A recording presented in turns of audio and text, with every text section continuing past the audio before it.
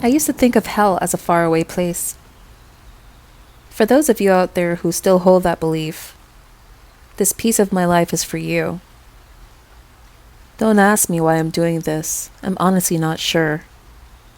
My therapist says writing about our traumas can help our brains cope, make things easier to swallow.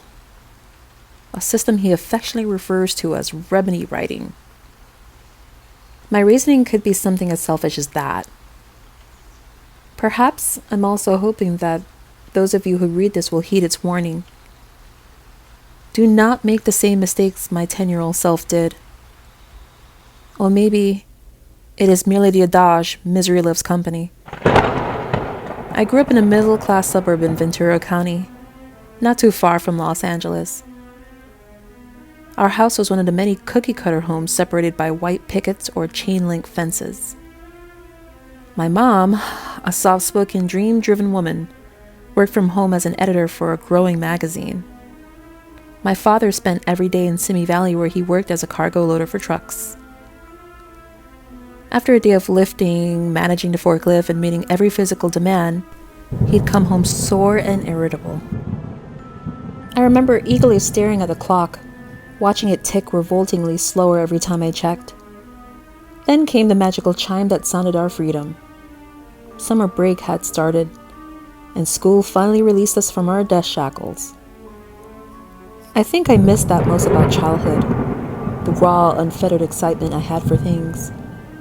The sort of overwhelming avidity that kept you awake at night, just waiting to look underneath the Christmas tree, just waiting for you to see your birthday cake, just waiting for a brand new day. We eventually lose it as adults, once the day-to-day exhaustion and cynicism set in. With summer came many things that have permanently crystallized in my memories. The smell of backyard barbecues, the giddy laughter of kids running through sprinklers while their parents gossiped on the porch, the golden bar of sunset slowly sinking down the street, and of course, how could we forget the ballad of the summer heat wave, the ice cream man's jingle. That's how it all started. It was on a warm Wednesday night. An awful gnawing hunger pulled me out of sleep. Unable to ignore it, I slipped out of bed and crept past my parents' bedroom. I was craving something sweet from the kitchen. Settling on the last of our pudding pops, I poured myself a small glass of milk. It would be enough to shut my stomach up. As I started back up to my room, a faint sound caught my ear. A song like the one you'd hear drifting out of a music box was coming from outside. I walked to the window and peered through it.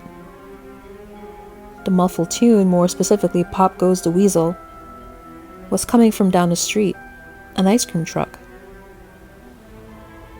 I'd never seen Mr. Mason out this late before.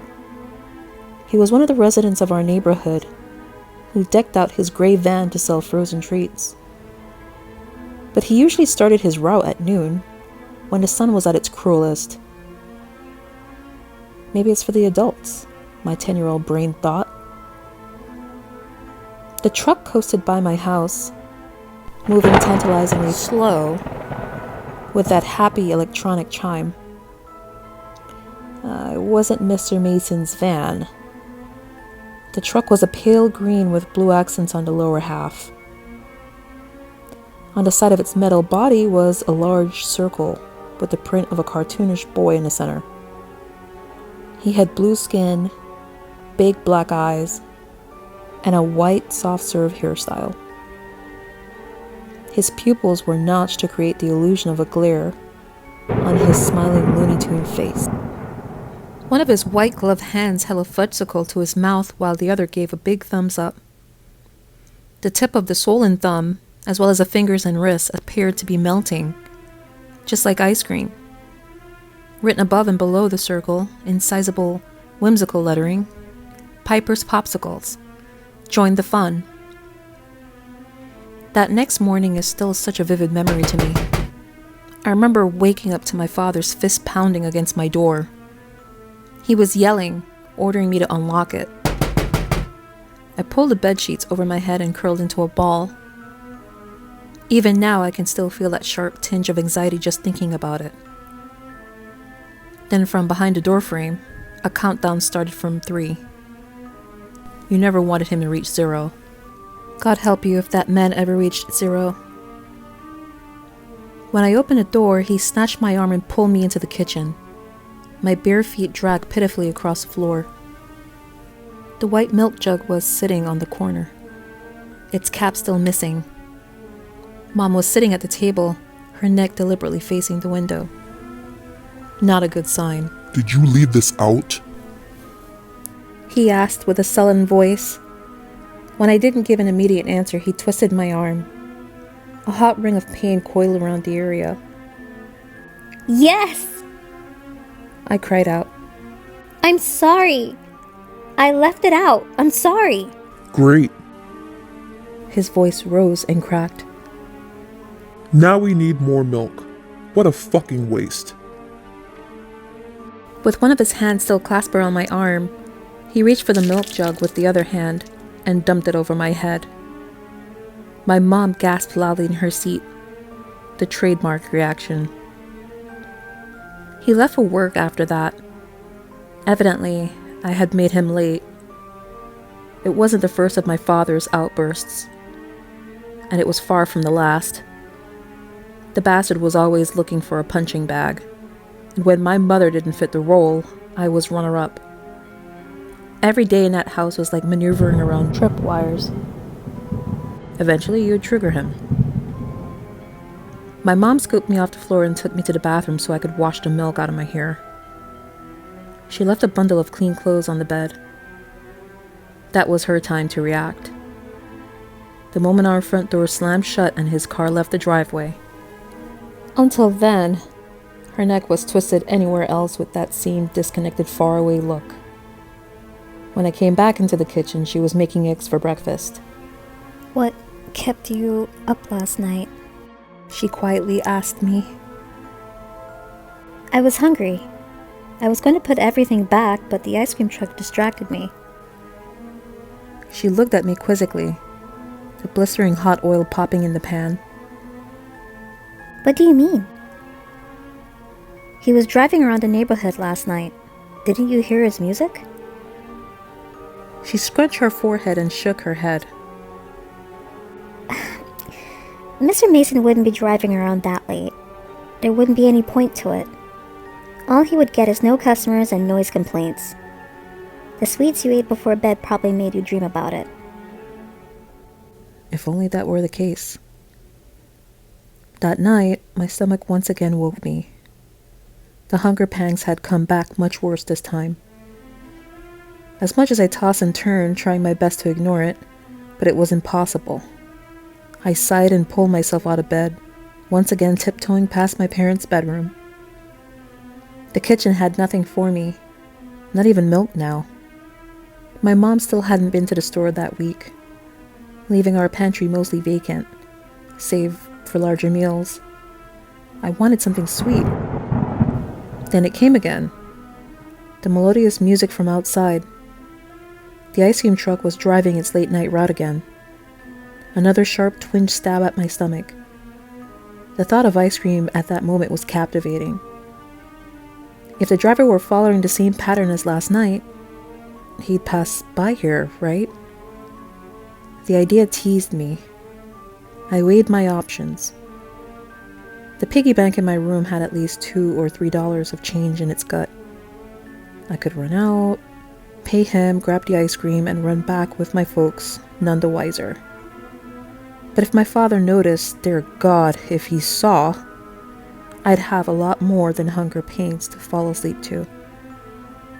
I stood there and pondered. Eventually hunger won the debate. I went to my room and opened up my piggy bank. The mechanical jingle was getting closer. It was nearly passing the yard. I put on my shoes and wrapped a jacket over my pajamas. Carefully, I unlocked the front door, praying that the click wouldn't be too loud.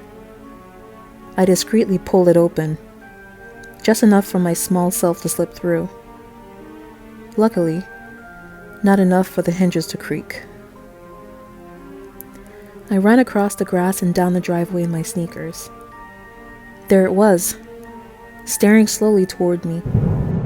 The song churning out of the speakers situated at its top sounded similar to It's a Small World. It pulled up and stopped near me. The cartoon caricature with bright blue skin, presumably named Piper, smiled down at me. Behind the hum of its engine, I heard something suddenly clink inside of the truck. The music stopped, and someone hoisted open the vendor window.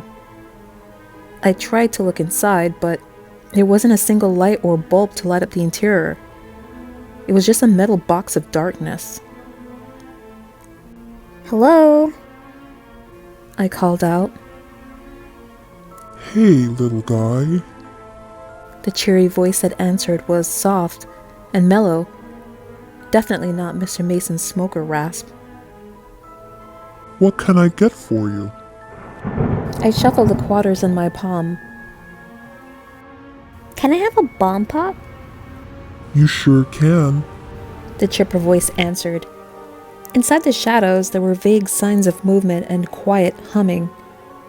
The sweet-smelling aromas of hot fudge mixed with other milky flavors created an amalgam of smells that made my stomach growl. A white-gloved hand melted out of the blackness. Tweezed between its index finger and thumb was my popsicle still in its wrapper.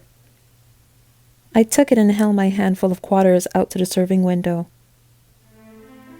Oh, no, The man said. not necessary. This one's on me. Free of charge. I smiled and pocketed the coins. Thank you. I beamed and cocked my head to the side. Can you see anything in there? I see everything. The voice chortled. Where are your friends? I scuffed the curb with one of my soles. They're probably asleep. Everyone is. Why do you drive around so late? Well, I was born sick, you see. The type of sick that makes me sensitive to the sun. If even the slightest bit touches me, I'd whistle. I'd whiz. And then I'd flump like a firework. We both laughed at that. From within the lightless interior, I could make out a vague face with perked, smiling cheeks. Would you like another popsicle? He asked. I itched the back of my neck. I should go now. If my dad sees me out here, I'll get in trouble. Oh, He sounded disappointed. we wouldn't want that. Drop by again, okay? Bring some friends next time. I will. I smiled and waved as I carried my free popsicle back to the house. The door quietly closed behind me. My parents didn't hear a thing. On my way back to my room, I peered out of the window. The ice cream truck was still out there, sitting motionless in front of my house. Finally, the wheels started turning, and the music began a new chorus of Home on the Range. I ate the tri-colored popsicle in my room. The flavor that tingled over my tongue was like nothing I'd ever experienced. I'm not exaggerating when I tell you that words will not do it justice, but I'll do my best. It was a beautiful mixture of cherry, lime, raspberry, and something else. Something different. It was like a literal rocket had propelled itself through my system and left a sputtering trail of joy. Each bite only brought me to a higher atmosphere. It was fantastic, enjoyable, and worst of all, unnatural. I slept like a baby that night with a more than satisfied stomach. The next day, I biked around our neighborhood with a few. We had chosen a miserably hot day for it and quickly regretted the decision. Luckily, we found a large tree and sat with our bikes in its cool shadow. Have you guys heard it too? The ice cream truck at night? I asked everyone.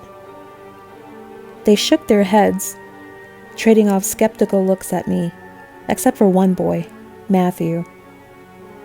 He was pudgy, wore a pair of square lens glasses that complemented his round face, and had cheeks splattered with freckles. We weren't close friends, but mostly we knew each other from school. I've seen it. Parked right outside my house, Was his tepid response. the guy waved at me from the window. I thought it would wake my mom up, but she slept like a boulder. Before I could answer him, it was as though the devil himself had heard our chatter, and we heard the music. Mr. Mason's ice cream van rounded the corner, blasting the first few bars of its tinny melody. That was just what we needed right now, the perfect solution for a brutal summer day. Ever since a bomb pop from last night, I'd been craving another. My thoughts kept returning to it, the lingering flavor still flickering in my mouth. I was almost drooling. I wanted more. Mr. Mason quickly spotted us and pulled up with a smile. He spoke in a grizzled, unique voice, which I now realized was a thick Turkish accent. I handed him the change in my pocket and waited for the wondrous rocket-shaped popsicle. The moment I grasped it, I immediately tore the wrapper off and sunk my teeth into it. Then, just as quickly, I stopped and gagged. It was bitter, like I had just taken a bite out of frozen wax. The taste covered my tongue and clawed the back of my throat. I let each of my friends have a lick, except Matthew, who immediately declined. They all said it tasted normal, not sharp or waxy at all. My friend who had asked for the same thing even let me try his. It was horrible, absolutely horrible. None of them could taste it, the disgusting flavor. I lay in bed that night, staring at the ceiling and shaking. The pulsing red numbers next to my bed read 2 a.m. My eyes were red and swollen from hours of crying. Pain lanced the purple, pear-shaped bruise on my leg. A reminder, courtesy of my father, that after a grueling day of work, he did not deserve to come home to a bike left in a driveway. It would, unfortunately, be another 9 years of this before the untreated blood clot in his leg would take his life. A few days before the accident, I had told him to go fuck himself. But my father wasn't the reason I couldn't stop shaking. It was the cravings, the throbbing spasms of hunger that had been haunting me for the past few nights. They were back with a twisting vengeance, worse than ever. After Mr. Mason had given me the popsicle, I had spent the rest of the day trying to get rid of that vile taste. Nothing was working. In fact, every sweet thing I tried tasted just as bad. Even my favorite juice was developing a sharp, greasy aftertaste. I bit deeply into my knuckles, a nervous habit I'd acquired over the years, which has now left a roll of callous depressions there. I needed something sweet. I'd have killed for something sweet. Then, it returned. The music outside my window. Just down the street, the late-night ice cream truck was making its rounds. That was it. The answer to my prayers. Without thinking, I sprang out of bed and grabbed my jacket and sneakers. Slipping out of the house was just as easy as the first time. Mostly fueled by hunger, I ran to meet the truck halfway. It rolled to a stop, clearly spotting me. Not that I was hard to miss, of course. I ran next to its minty green body and impatiently waited. But nothing happened. Hey, kiddo. The voice said through the open passenger window. Sorry about that. My hatch is stuck and won't open. What can I get for you? Another bomb pop? Please? I asked pitifully. Hiding the pleading whine in my voice was impossible. Not a problem. Let's have a look-see. I could hear him rummaging around, muttering incoherently to himself. He returned, sounding less than cheerful.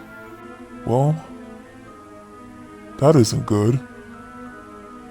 My heart sank like an anchor. What isn't? It looks like I'm out of those for the night. Dang. What bad luck. A painful throb racked my stomach, making me wince. Something else. I begged. Can I have something else? He rummaged around some more and sighed heavily. I'm sorry to say, but it looks like I have nothing left. Tears rushed to my eyes. Hopelessness bubbled up inside me. My solution, the one sure thing I needed to get rid of these cravings, was gone. I'd have to wait until tomorrow night. I started the miserable walk back home, back to the bed I knew I wouldn't be able to fall asleep in. My sneakers dragged along the asphalt. Hang on a tad. The voice said. Looks like I have one more left. Just for you. I whipped back around and raced to the passenger window. Really? I said, wiping the trailing tears from my face. Of course. I heard something unlock the passenger door. I found it right up here. Come get it. A chorus of alarmed voices called out to my brain. Not safe. Not safe. This is a stranger. Not safe. This is a stranger. Go this home. Is a stranger. Go home. Not safe. Go home. Not safe. Not safe. Of course, there were red flags. Obvious ones. But I was not thinking clearly. My logic had whittled away. All that mattered was the craving, the unusual desire for that exquisite taste. It possessed me. I knew there were risks, but my fatigued, boyish mind was done compromising. I pulled the green metal door open. The cabin was expectantly as dark as its backside. An invisible coldness permeated the air. About as cold as you'd presume an ice cream truck to be. The tart, dancing smells of chocolate, strawberry, bubblegum, and other flavors graced my nose. A single grated step led inside. I spied a vague silhouette sitting at the driver's seat, with my bomb pop in hand. From atop his dashboard, the bobblehead of a gray cat jiggled its head. Go on. It's all yours. He said pleasantly. I leaned inside the truck, planting one foot over the metallic step while the other remained on the pavement. The dim outline of the driver held out the popsicle, just inches from my fingers. Come on. He said again. Don't you want it? Just as my fingertip grazed the foil casing, I heard something. Something that without a doubt saved my life that night. A strained voice squeaked out of the truck's insides. Help me. The hand holding the popsicle lunged at me, seizing my arm as I tried to pull back, grabbing a handful of sleeve instead of skin. I gasped, too shocked to muster a scream, and jerked backward. But his grip was relentless. The darkness around us dispersed, and in an instant I could see everything, like some veil had lifted. A nauseating texture coated the ceiling, rust perhaps. It crawled down the inner walls in a reddish-brown crust. There were scuff marks on the stained floor. A foul, eggy smell thickened the air. Every window was impossible to see through, smeared with grime and networking cracks. But the worst of all, the crux of my persistent nightmares even now, was a thing in the driver's seat. A naked, bluish body mottled with dark rashes and boils. Folds of excess skin sagged off its bloated frame, almost like it was melting. One of its long, double-jointed arms was pulling at my sleeve. The loose flesh that hung off it wobbled and jiggled like sacks of trapped liquid. And then its face, The horrible, horrible face was creased with a clownish smile. Its gums were gray and infected with bent teeth jutting out of them. It looked bald at first glance, but a few straggly white hairs sprouted from its swollen blue scalp. One of its eyes, a pitch black sphere, was rooted in its cheek, like it had slid down from the socket. The only thing remotely human about the thing was the way it sat in the driver's seat. One ugly hand on the steering wheel, the other still trying to pull me closer. A guttural voice spat out of its mouth with a sickeningly cheering octave. Don't you want it, little guy? I screamed and didn't stop screaming. The sanity drained out of me in fat, seeping tears. My vision was a wet, blurry haze of horror, and internal voices screamed for me to run, run, run, run. Suddenly, something was ripping. I flung myself back onto the asphalt. My sleeve was now a bloodless gash of torn fabric. The nude, humanoid thing was exerting a strange huffing, gurgling sound. Maybe laughter. I don't care to know for sure. The outside of the truck was even worse than the inside. Eating away at the pale green paint was a thick film of black matter. It covered the car in a black, muddy ooze, smothering the cartoonish boy in his broad smile. A few letters did show through, though. Join the fun. Parts of the grimy substance were moving, throbbing maybe, as though they had some sort of pulse. The speakers atop its mucky body, although caked in the stuff, were still spewing out sound. It wasn't music, not in any way that the human mind could understand. A hollow, high-pitched frequency with a gravelly white noise hiss. Behind a corrupted pitch was something else, something that almost sounded like it was trying to escape from it. Choppy, inaudible screaming. Hell. I was hearing hell. With the last burst of adrenaline my system had to offer, I twisted around and tore through the yard to reach my house. I flung the door open, slammed it shut, and slid down to the floor. I buried my head in a crevice of my knees, drenched in snot and tears. I sat there wallowing for some time, waiting for my father's footsteps to come pounding out of his room. But it never happened. Both my parents were still in bed. I tried to wake my mother up, and out of pure desperation my father too. But neither so much as stirred. The gritty white noise was still screaming from the street. I hid beneath my sheets and covered my ears, trying everything I could to expel it from my head. Help me, The distressed voice had said from the back of the truck. The voice that saved my life. Finally, after minutes of grueling torture, the truck revved its engine and cruised down the street. The house became silent, save for my sleepless crying. A child did go missing that night. Matthew, the boy with freckled cheeks and square lenses. I will not be giving out his last name for respect of the family. His parents had woken up to his empty room and their front door left ajar. They called the police and filed a missing persons report, and the community was notified about the disappearance. I remember seeing a few police cruisers lined outside of Mr. Mason's house, probably because the boy's mother heard him spout off about the ice cream truck coming in the dead of night. They found no evidence against him, but the gray ice cream van didn't leave his garage for the rest of the summer, or any summer after that. To this day, I can still feel those bitter flavors in my mouth, sitting on my tongue like a pool of chemicals. At first, it only affected sweet things, then salty things, and slowly worked its way up to everything. No matter what I eat, no matter what I drink, my stomach attempts to force it out of my body due to its acrid waxiness.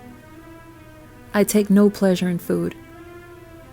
I eat only not to die. I can't remember the last time I enjoyed something as simple as taste. Every night a new wave of impulses come back, prying at the last cardboard walls of my sanity. I cram my knuckles into my teeth to trap the screams inside. I beg the dark nothingness of my room for something sweet. That's how it draws you out. Hunger. When the happy, inviting music gets in your head, it fills you with cravings masquerading as hunger.